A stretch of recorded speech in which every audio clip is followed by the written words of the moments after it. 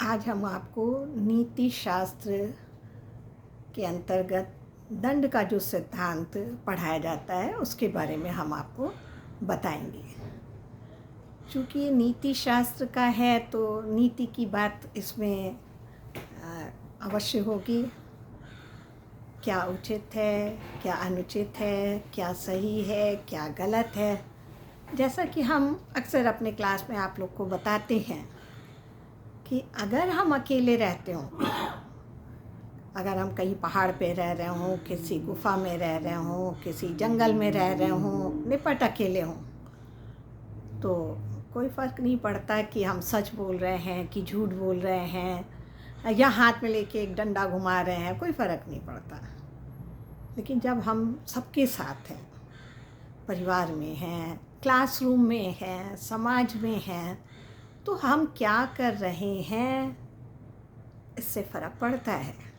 लोग क्या कह रहे हैं, लोग क्या कर रहे हैं, उनका आचरण क्या है, कितना उचित आचरण है, कितना अनुचित है, उन सब से हम प्रभावित होते हैं और हमारे आचरण से, हमारे उचित अनुचित कार्यों से अन्य लोग प्रभावित होते हैं। क्योंकि समाज में सब एक दूसरे से जुड़े हुए हैं, इसलिए सबके कर्मों से भी हम परस्पर प्रभावित होते हैं। जैसे हमने बताया कि सपोज़ हम लोग क्लास में बैठे हैं और अगर कोई बच्चा जो है गाना गाने लगे कि भाई हम घर में गाना गाते हैं और बहुत अच्छा गाते हैं, तो ठीक है, गाना गाना उसका अच्छा, उसका शौक़ है, बहुत अच्छा गायक हो सकता है। लेकिन क्लासरूम में अगर वो गाएगा तो सब डिस्टर्ब तो होंगे, क्लास तो नहीं हो पाएगी, टीचर तो नहीं पढ़ा पाएंगे, तो यहाँ उसका कार्य वो अनुचित हो जाता है। एक डंडा लेके अगर हम घुमाना शुरू कर दें तो अगर हम निपट अकेले हैं, जंगल में हैं, तो घुमाते रहें, कोई फ़र्क नहीं पड़ता। लेकिन अगर हम क्लासरूम में हैं, अपने घर परिवार में सबके साथ बैठे हैं, तो हमारे डंडा चलाने से आसपास लोगों को चोट लग जाएगी, तो मेरा कार्य ये गलत होगा, अनुचित होगा। तो समाज में जब हम रहते हैं तब हमारे कार्यों के उचित अनुचित का निर्धारण होता है। और नीति शास्त्र में हम उन्हीं नियमों और सिद्धांतों की बात भी करते हैं जिनके आधार पर किसी कर्म का निर्धारण हम उचित या अनुचित रूप में, सही या गलत रूप में करते हैं। अब समाज में हैं तो निश्चित रूप से सब तरह के लोग हैं, अनेक लोग हैं, और उनके कार्यों में परस्पर कोई संघर्ष ना हो, समन्वय हो और कोई किसी का अहित ना करे, कोई संघर्ष की स्थिति निर्मित ना हो, समाज में एक व्यवस्था बनी रहे, संघर्ष रहित, सामंजस्य पूर्ण, प्रेम पूर्ण बना रहे स्वभाव, व्यवहार, आचरण, ऐसा हर समाज चाहता है। और समाज सौहार्दपूर्ण व्यवस्था बनाए रखने के लिए ही निरंतर प्रयत्नशील भी रहता है।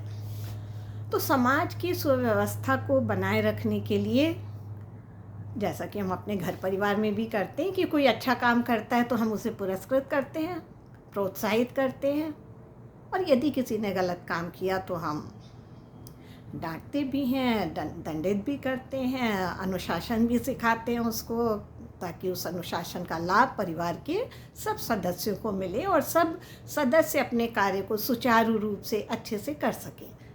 समाज में भी एग्जैक्टली ऐसा ही होता है।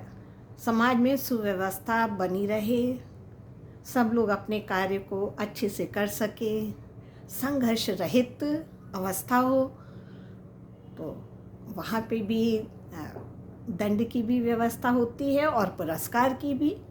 अच्छी कार्य के लिए पुरस्कृत किया जाता है ताकि बाकी लोग भी प्रेरित हों और अच्छे कार्य करें, समाज के हित में कार्य करें, समाज का कल्याण करें। और इसी तरह से अनुचित कार्यों को रोकने के लिए, उन पे अंकुश करने के लिए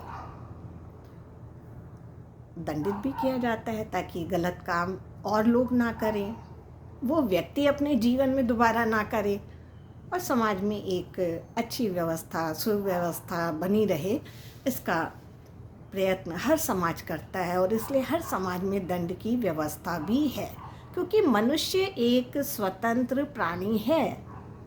वो अपने विभिन्न विकल्पों में चुनाव कर सकता है कि उसे क्या करना है और क्या नहीं करना है, उसे क्या करना चाहिए, क्या नहीं करना चाहिए। वह स्वतंत्रता पूर्वक अपने विभिन्न विकल्पों में चुनाव कर सकता है और उससे सही चुनाव करना भी चाहिए। ये एक अपेक्षा भी है समाज की, व्यक्ति की।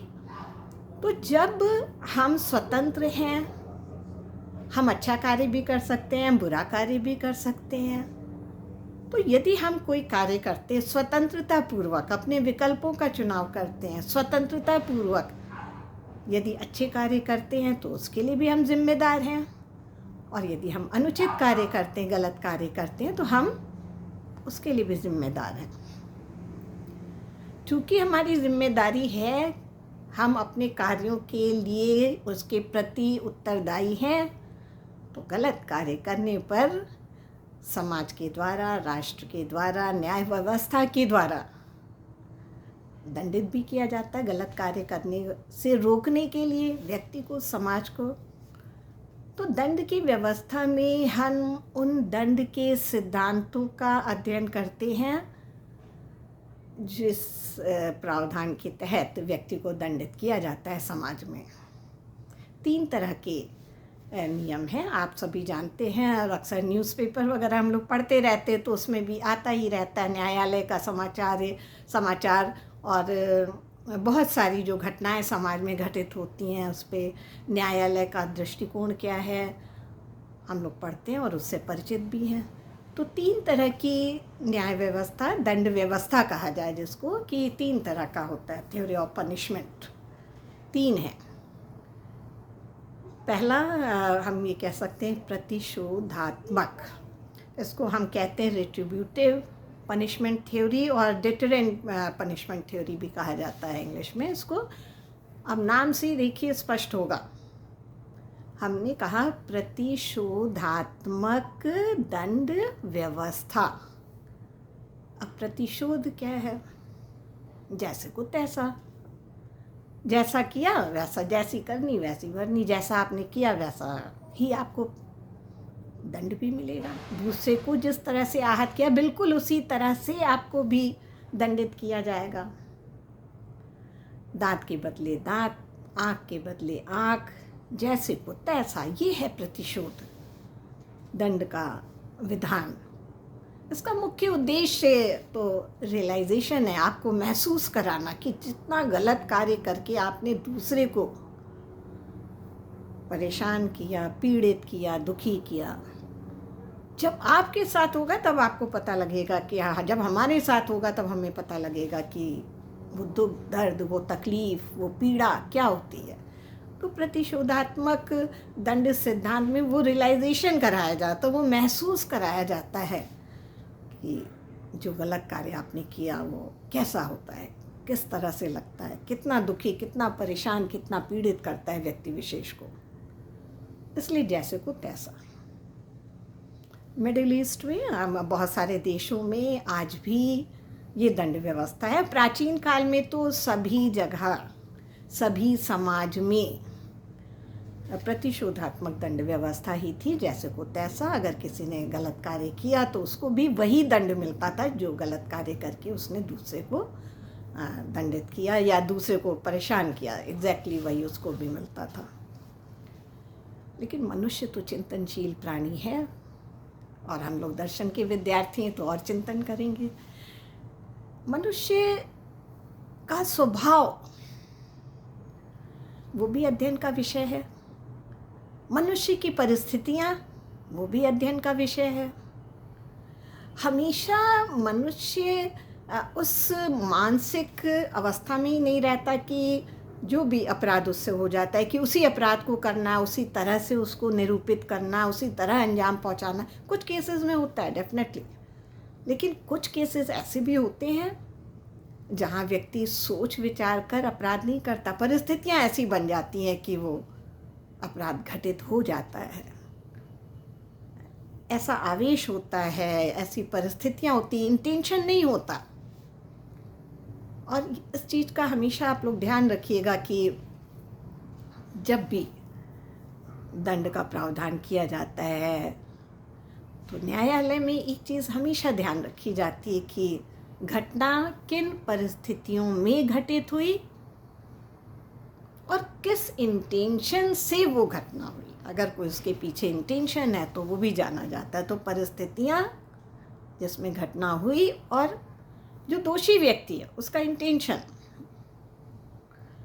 तो कई बार परिस्थितियाँ ऐसी होती हैं, पूर्व निर्धारित नहीं होती, पहले से कोई प्लानिंग नहीं रहती, अचानक निर्मित होती है और अचानक घटना घटित हो जाती है। बिना किसी इंटेंशन के व्यक्ति कार्य कर जाता है। गांधी जी ने जैसा कि कहा था कि अगर इस दंड व्यवस्था को, प्रतिशोधात्मक दंड व्यवस्था को यदि हम लागू करेंगे तो आँख के बदले यदि आँख होगा। तो मनुष्य तो गलतियों का पुतला है, मनुष्य से गलतियाँ होती हैं और अपनी गलतियों से वो सीख कर आगे भी बढ़ता है। प्रतिशोधात्मक अगर दंड व्यवस्था को लागू करेंगे तो आँख के बदले यदि आँख, तो वो दिन दूर नहीं जब सभी अंधे हो जाएंगे, सभी चक्षुविहीन हो जाएंगे, किसी के पास आँख नहीं होगी, क्योंकि हर मनुष्य से गलती होती है। और मानव स्वभाव को समझते हुए निश्चित रूप से उसके परिवर्तन की भी, उसमें सुधार की भी, बदलाव की भी उम्मीद रहती है और उसको हमेशा ध्यान में रखकर ही न्याय होना चाहिए, दंड का विधान होना चाहिए। तो प्रतिशोधात्मक दंड सिद्धांत को विकसित मानव चिंतन में वो स्थान प्राप्त नहीं होता है, क्योंकि मनुष्य गलतियों का पुतला भी है, उससे गलतियां होती भी हैं, वो अपनी गलतियों को सुधार भी करता है और सुधार करके आगे भी बढ़ता है, उसमें बदलाव भी आता है। तो यहाँ कोई बदलाव की गुंजाइश नहीं रह जाती, कोई सुधार की गुंजाइश नहीं रह जाती। भय व्याप्त होता है, हाथ के बदले हाथ, आँख के बदले आँख, दांत के बदले दांत। भय के आधार पर अनुचित कार्यों को रोकने की ये व्यवस्था है। दंड की ये व्यवस्था भय पर आधारित है। लोगों को रोकने का कार्य भय निर्मित करके किया जाता है। गलत कार्य करने से रोकते हैं जब हम, और निश्चित रूप से भय का वातावरण बना के, भय का निर्माण करके मनुष्य का कल्याण नहीं हो सकता। निर्भय व्यक्ति ही समाज का कल्याण कर सकता है। भय युक्त व्यक्ति कभी अपना जीवन ही सामान्य तरीके से नहीं जी सकता, तो समाज और सामाजिक जीवन निर्भय युक्त कैसे हो सकता है। भय रहित समाज का निर्माण ही एक आदर्श समाज होता है। इसलिए इस व्यवस्था को मानव सभ्यता में जब हम आगे बढ़े, जब हम विकसित अवस्था में पहुँचे, तो इसको मनुष्य ने स्वीकार नहीं किया। उसके मनुष्य के स्वभाव को समझते हुए कि नहीं, उसे अवसर मिलना चाहिए सुधरने का, गलतियों को ठीक करने का, आगे बढ़ने का। एक दंड व्यवस्था और है, उसको कहते हैं प्रतिरोधात्मक दंड व्यवस्था, प्रिवेंटिव थ्योरी ऑफ पनिशमेंट। अब प्रतिरोधात्मक दंड व्यवस्था क्या है? तो इसमें एक बड़ा अच्छा सा उदाहरण है। एक जज का स्टेटमेंट है। जज साहब कहते हैं एक दोषी व्यक्ति को, एक व्यक्ति है जो अपराध उससे होता है कि वो भेड़ चुरा लेता है, तो जज अपने न्यायालय में ये कहते हैं कि मैं तुम्हें इसलिए दंडित नहीं कर रहा हूँ कि तुमने भेड़ चुराई, मैं तुम्हें इसलिए दंडित कर रहा हूँ ताकि आगे समाज में, आगे आने वाले समय में समाज में कोई और व्यक्ति इस तरह का कार्य ना करे। तो जब हमें समाज में एक संदेश देना होता है कि ऐसे कार्य को स्वीकार नहीं किया जाएगा, ऐसे कार्य करने वाले व्यक्ति को दंडित किया जाएगा और उसे पनिश किया जाएगा, वो कभी बच नहीं सकता।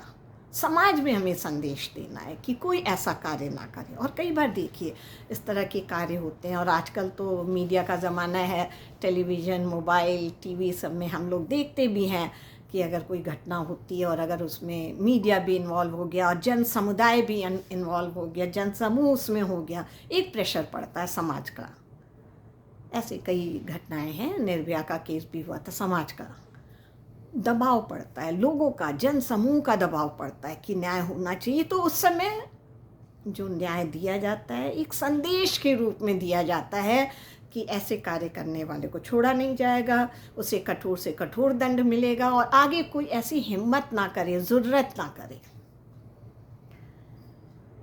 लेकिन फिर बात आती है, मनुष्य है, चिंतन तो करेगा और मनुष्य मनुष्य के साथ न्याय करने का भी उदाहरण पेश करेगा कि हम श्रेष्ठ न्याय मनुष्य के साथ कैसे कर सकते हैं, किस तरह से कर सकते हैं।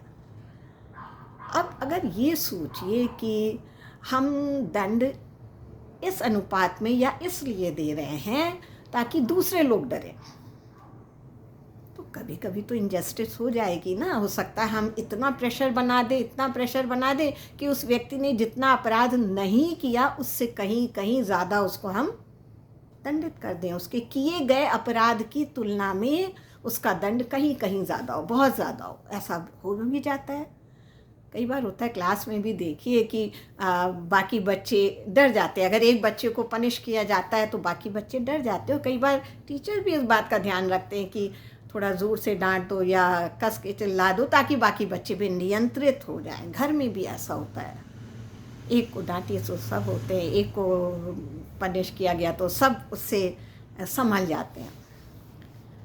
तो ये मनुष्य ही है, मनुष्य का स्वभाव भी है। ठीक है, विवेकशीलता के तहत अगर आपने किया तो भी आपका प्रपोर्शन, वो अनुपात बिल्कुल सही अनुपात होगा, ऐसा कैसे कहा जा सकता। हो सकता है आप बहुत ज़्यादा उस व्यक्ति को दंडित कर दे, ज़्यादा आपको लगता है समाज में संदेश पहुंचाना है तो उस व्यक्ति को उसके किए गए अपराध की तुलना में ज़्यादा दंड दे दिया जाए। और इसका भी तो उद्देश्य भय निर्मित करना है। तो भय का निर्माण करना निश्चित रूप से सभ्य मनुष्य के लिए, सभ्य समाज के लिए अच्छा तो नहीं कहा जा सकता। भय रहित समाज की स्थापना ही मनुष्य का लक्ष्य होना चाहिए, समाज का लक्ष्य होना चाहिए। तो इसमें भी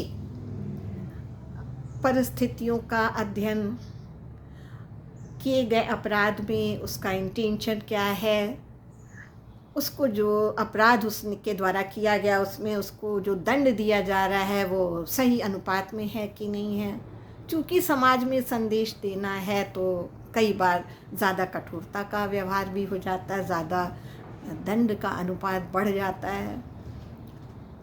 अब चूँकि मनुष्य चिंतनशील है और मनुष्य मनुष्य के स्वभाव को अच्छे से समझता भी है, तो विभिन्न पक्षों को भी समझने की कोशिश करता है। तो एक नया दंड सिद्धांत जो आज की तारीख में सभी जगह लागू भी है, सभी जगह उसका हम प्रयोग भी करते, दंड व्यवस्था में उसका विशेष रूप से प्रयोग सभी सभ्य समाज के द्वारा, विकसित समाज के द्वारा किया जाता है, और वो है सुधारात्मक दंड व्यवस्था यानी रिफॉर्मेटिव पनिशमेंट। इसमें अपराध तो हो गया, घटित हो गया। अब चूँकि अपराध जो घटित हो गया उसको तो लौटाया नहीं जा सकता, समय वापस नहीं आ सकता, लेकिन हम इतना तो कर सकते हैं कि जिस व्यक्ति के द्वारा ये अपराध हुआ उससे, उस अपराध की दुनिया से बाहर ले आएं, उस अपराध के मनोभाव से बाहर ले आएं, उसे हम सुधरने का अवसर दें, उसे हमें सही दिशा में ले जाने का अवसर दें, उसको हम उसके अंदर जो दबे हुए गुण हैं, छुपे हुए गुण हैं, उसे विकसित करने का अवसर दें, उसे वो परिस्थिति, वो माहौल उपलब्ध कराएं जिसमें वो अपने वास्तविक स्वरूप को जान सके या अपने गुणों का विकास कर सके और एक सामान्य जीवन जी सके। सुधारात्मक दंड सिद्धांत। कई बार होता है कि अगर मानव स्वभाव का अध्ययन किया जाए तो कई लोगों को मनोरोग होते हैं।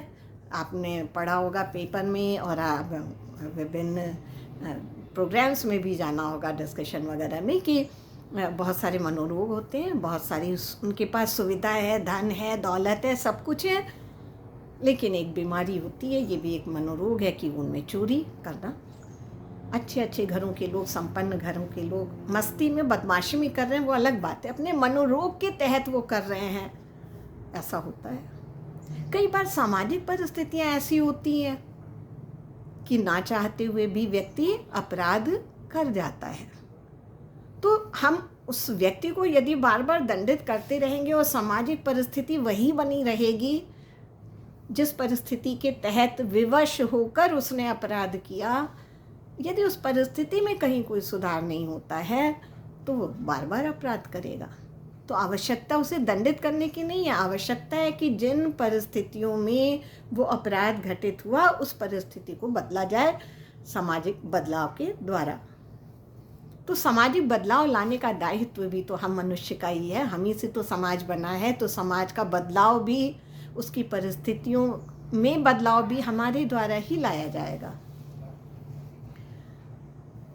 एक घटना आपको बताते हैं, कुछ दिनों पहले पेपर में आया था, पढ़ा था मैंने, और बहुत जज का जो जजमेंट था उससे हम बहुत प्रभावित भी हुए थे कि एक विदेश की घटना थी ये, कि एक व्यक्ति था और वो किसी रेस्टोरेंट में काम करता था। तो वहाँ कांच के जो वो बने रहते हैं अलमारियाँ जिसमें खाने का सामान दिखता है, आप शॉप में घुसिए, दुकान में घुसिए तो दिखता है कांच में बड़े सुंदर सुंदर डेकोरेटेड तरीके से उसको रखा जाता है खाने की सामग्री को, कि आप निकालें और आप आकर्षित हों और ख़रीद के खा लें। उस जगह वो काम करता था बच्चा, और एक दिन ऐसा हुआ कि उसने वो कांच फोड़ा और फोड़ के उसने उसमें से जो खाद्य सामग्री अंदर रखी हुई थी शोकेस में, उसको वो निकाल के खा लेता है।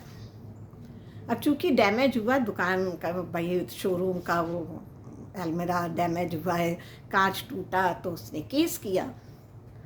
जज के पास जब वो जजमेंट के लिए गया तो जज ने सबसे पहले उस दुकानदार को ही दंडित किया, बच्चे को नहीं। उसने कहा तुम्हारे दुकान में वो बच्चा कितने दिनों से भूखा रहा, या आपकी दुकान की वो परिस्थिति ऐसी थी कि वो बाध्य हो गया कांच तोड़ के खाद्य सामग्री निकाल के खाने के लिए, तो ऐसे निर्मित करने के लिए आप दोषी हैं। आपने क्यों नहीं दिया उसको खाने के लिए? और दंड उस बच्चे को नहीं मिलता है, या वो युवा होगा कि उसने कांच तोड़ा और खाद्य सामग्री निकाली और डैमेज किया, दिया उसको गया क्योंकि उसने वो परिस्थिति निर्मित कर दी थी कि वो बाध्य होकर के उसने अपराध किया।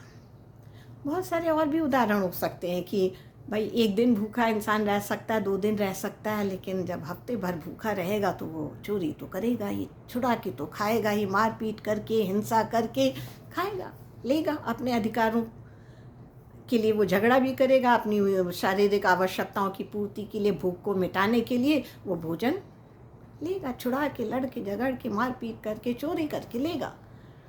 तो अगर हम उस बच्चे को या उस युवा को दंडित करते हैं और सामाजिक परिस्थिति को वैसा ही रहने देते हैं तो कभी कोई सुधार नहीं होगा। और एक क्या है, 10 और होंगे इस तरह के अपराध, और 10 क्या फिर 100 और होंगे अपराध।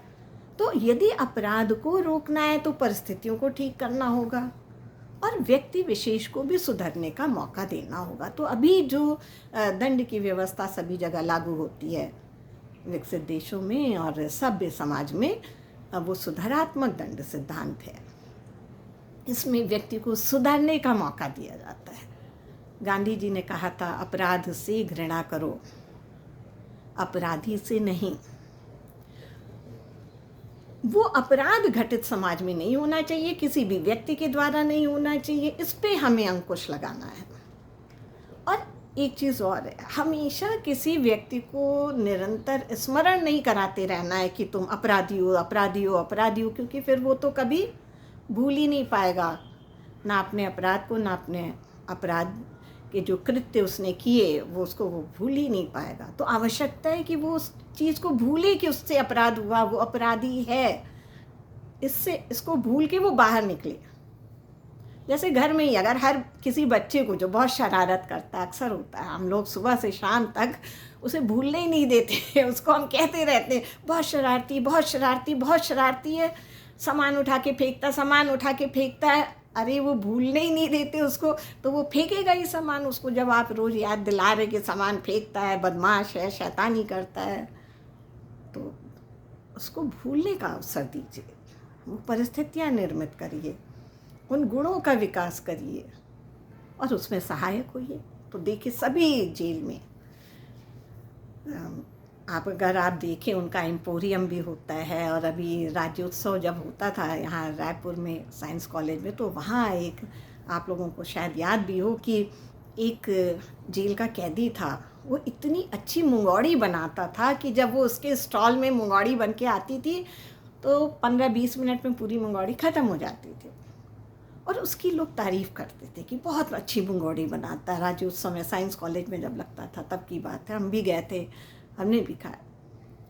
तो यहाँ जब उसकी तारीफ़ होती थी उसके मुंगौड़ी की कि बहुत स्वादिष्ट मुंगौड़ी बनाता, और पूरी बिक्री हो जाती थी 10-15 मिनट के अंदर, पूरा बिक जाता था, तो सेंस ऑफ अचीवमेंट, उसके अंदर आत्मविश्वास बढ़ाता था, आत्मविश्वास जागृत करता था। और फिर वो अपने पर आत्मविश्वास जब बढ़ेगा और सेंस ऑफ अचीवमेंट आएगा, अपनी पहचान जब उसको मिलेगी, उसके गुणों की जब पहचान होगी, तो निश्चित रूप से वो उसी रास्ते पे आगे बढ़ेगा। और ऐसे देखिए जेल में उनको जो कैदी होते हैं उनको सिखाया भी जाता है। ऐसा नहीं कि सब लोग गुणवान ही हो और उनको विकसित करने का अवसर मिले, कुछ तो होते हैं उनके अंदर वो गुण छिपा होता है, लेकिन कुछ को सिखाया जाता है। गार्डनिंग का है, देखिए बहुत सारे जेल एम्पोरियम में आपको सामान मिलेंगे, चाहे वो दरी बिनने का काम हो, चाहे बांस के सामान हो, या हैंडमेड जो होते हैं, वो सारे आइटम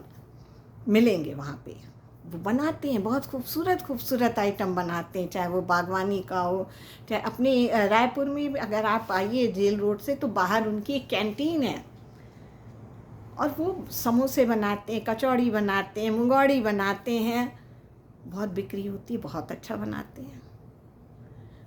कई लोगों को अध्ययन की सुविधा भी मिलती है, उसमें कॉम्पिटिटिव एग्ज़ाम क्लियर करते हुए आपको विद्यार्थी मिलेंगे वहाँ पे, जो किसी परिस्थिति वश पहुँचे।